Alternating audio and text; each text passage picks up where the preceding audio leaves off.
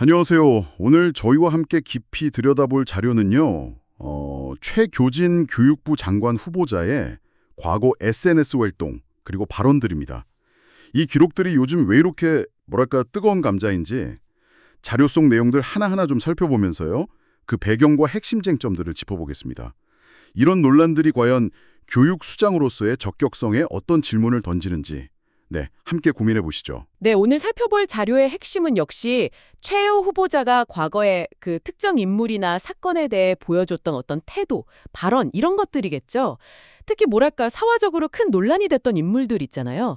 그런 분들을 좀 옹호하는 듯한 모습이라든지 또 여러 정치 사안에 대한 입장이 드러나면서 정치적 중립성이나 가치관 문제 이런 우려가 제기되는 상황입니다. 제공해 주신 자료를 보면서 어떤 비판들이 있는지 좀 더 구체적으로 들여다보죠. 자료에서 가장 먼저 눈에 띄는 게 역시 그 윤미향 전 의원 관련 내용 같아요. 2020년이었죠. 최 후보자가 윤 전 의원 기자회견문을 공유하면서 꼼꼼히 읽어보고 판단하라 이렇게 이야기한 것 외에 또 어떤 부분이 특히 좀 문제가 된 걸까요? 네, 그 단순히 글을 공유한 걸 넘어서요. 당시 윤 전 의원의 해명을 좀 지지하는 듯한 그런 댓글들이 있었는데 거기에 좋아요를 눌렀다는 점이 지적됩니다. 특히 그 댓글 내용 중에 비판 세력을 친일파에 빗대는 듯한 그 토착 왜구라는 표현 이게 포함되어 있었거든요. 아시다시피 당시 윤 전 의원은 기부금 관련해서 여러 의혹으로 수사를 받고 있었고 결국 일부 혐의가 유죄로 인정돼서 의원직 상실형 선고받았다가 나중에 사면 복권된 인물이잖아요. 그러니까 사법적 판단이 나오기도 전에 교육계 인사가 이런 민감한 사안에 그것도 토착 왜구 같은 굉장히 강한 표현이 담긴 댓글에 공감을 표시했다. 이게 이제 공직자의 신중함 또 정치적 중립성 측면에서 좀 부적절하다. 이런 비판이 나오는 겁니다. 특정 인물을 좀 감싸는 듯한 모습이 그때뿐만이 아니었군요.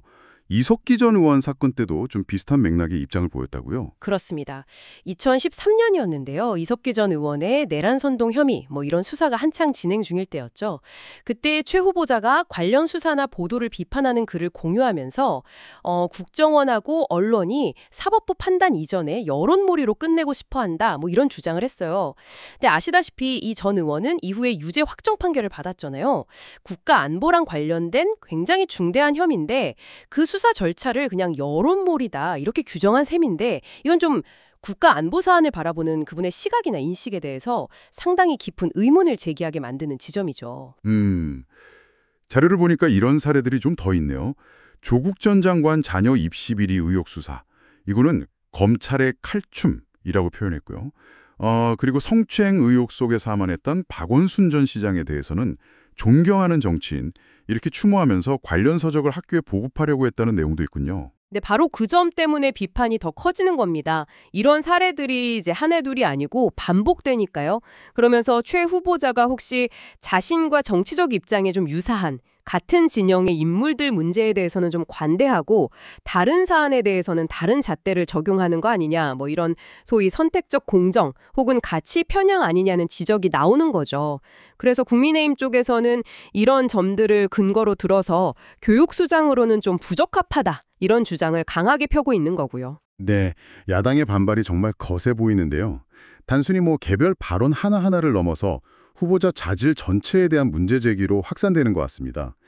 그 횡령, 북한 찬양, 입시 비리, 성희롱하는 사람도 괜찮다는 사람이 교육부 장관이 되는 게 이게 정상국가냐 이런 격한 비판도 나왔고요. 또 천안함 관련해서 음모론적인 글을 공유했다거나 박정희 전 대통령 서거를 창탕절이라고 하면서 좀 시화한 점, 그리고 심지어 음주운전 전력까지 거론하면서 지명 철회를 요구하고 있잖아요. 네, 맞습니다. 이제는 논란이 후보자의 기본적인 국가관이나 역사 인식, 더 나아가서 도덕성 문제로까지 번지는 양상입니다. 특히 그 천안함 용사들에 대한 인식 문제라든지 박정희 전 대통령 서거를 희화화했다는 부분은 어떤 역사적 사건을 너무 편향되게 보는 거 아니냐 이런 비판을 받고 있고요. 무엇보다도 사실 음주운전 전력은요. 교육계 내부에서도 굉장히 심각하게 다루는 사안이거든요. 그런데 교육 정책을 총괄할 책임자가 이런 전력을 가졌다는 사실 그 자체만으로도 좀 자격 논란에서 자유롭기 어렵다. 이런 지적이 많습니다. 네, 오늘 저희가 함께 살펴본 자료에 따르면요. 최교진 후보자의 과거 발언과 SNS 활동, 이걸 근거로 해서 교육 수장에게는 정말 필수적인 정치적 중립성이라든지 또 균형 잡힌 판단 능력, 그리고 기본적인 도덕성, 이런 부분에 대해서 심각한 의문이 제기되고 있다. 이게 비판하는 쪽의 핵심 주장인 것 같습니다. 청취자 여러분께서는 이 자료들을 어떻게 보셨나요? 이 논의를 마무리하면서요, 한 가지 좀 생각해 볼 지점을 던져드리고 싶습니다.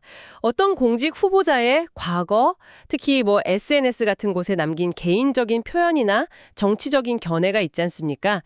이게 현재 그가 맡게 될 직무, 특히나 국가의 미래를 책임지는 교육 분야의 수장이라는 자리에 대한 적격성을 판단하는데 과연 어느 정도 무게를 두어야 할까 하는 점입니다.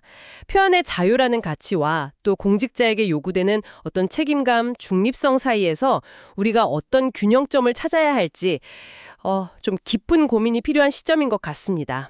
이 질문에 대한 답은 청취자 여러분 각자의 판단에 한번 맡겨보겠습니다.